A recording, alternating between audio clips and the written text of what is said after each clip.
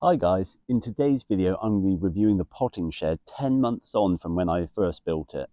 Now for those of you that haven't watched part 1, and I'll put a link to it up here in the video, in part 1 I bought the potting shed in November time. It was about £700. It was a 10 foot by 6 foot wooden potting shed. Now I wanted it because the potting shed forms a boundary in my garden, so I didn't really want a greenhouse because obviously transparency through it. So the potting shed was a great idea for what I was looking for.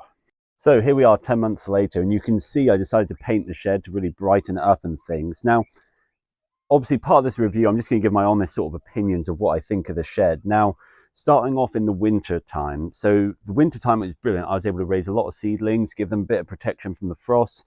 There weren't any leakages or anything like that. And overall, it was brilliant. And I think I was able to raise a lot more seedlings than I ever have done before, just because I had all this sort of additional sort of indoor growing space. Now, in terms of temperature, it doesn't really necessarily, there's no insulation. So it doesn't necessarily protect seedlings from really adverse cold, but it protects them from the harshness of the weather. And I think for seedlings, especially if you're growing seedlings in the sort of the right time of the year, that's all you need. But you know, inside the shed, we had some real kind of minus temperatures where it was sort of recording -3, -4 degrees Celsius. So it was getting cold and there was freezing in there. So that was a quick summary of really how the shed's done over the first sort of winter, and a lot of that was covered in part 1 of this video.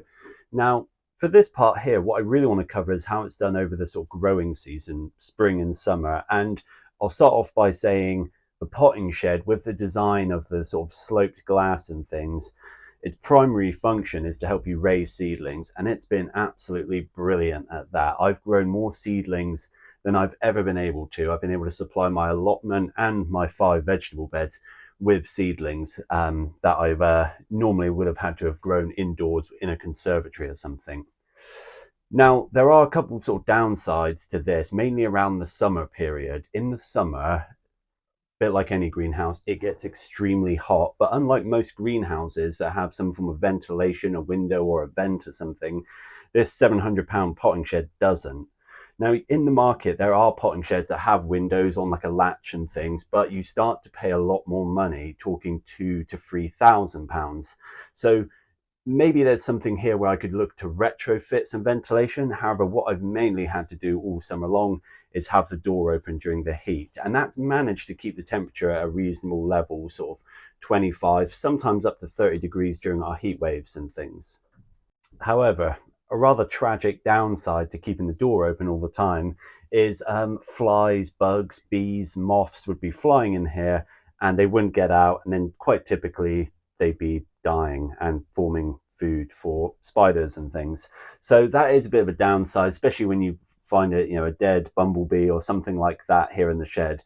But overall, throughout the spring and summer, that's the only real downside I would say. So obviously, if you're in the market for a potting shed or something, I definitely would consider what your plan is going to be regarding keeping it cool enough in the summer to be able to raise seedlings, because a lot of plants really like the heat, but even things like chilies and tomatoes and things, it can get too hot for them and the leaves will curl and they actually, you know, slow down. You're sort of denaturing the sort of enzyme process that's going on within the soil and within the plant and things. So got to be a bit careful. But now, as part of this video, we're also at the end of the season, and one of the cool functions of this shed is it's a really nice dry space for drying things out. So you'll notice here in the video, I've got lots of pumpkins here, which are just curing. So just letting the sun sort of cure and harden the skin, ready for me to bring them inside for storage. Another thing really useful in the shed is drying. So I've got over here some shallots and onions, which have been drying since I've harvested them. And I can pretty much store them in here. It's going to stay reasonably dry and the temperature's fairly steady.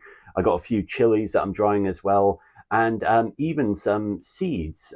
So I've collected some leucanthemum seed heads and I've just sort of letting the seeds heads fully dry before I break apart the seeds and store them. So I suppose overall, to conclude this video, I would say I'm really happy with my investment. And if someone else is looking to buy a potting shed, I think the one I've got here, and I'll put a link to it on a website that I bought it from, I definitely don't fault it. But my only sort of drawback, and I sort of knew it was always going to be a potential issue, is the heat of the summer and what you're going to do about ventilation.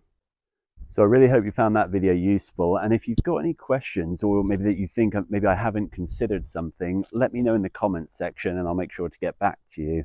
And if you like this sort of content about growing vegetables, fruit, flowers even, then don't forget to like and subscribe.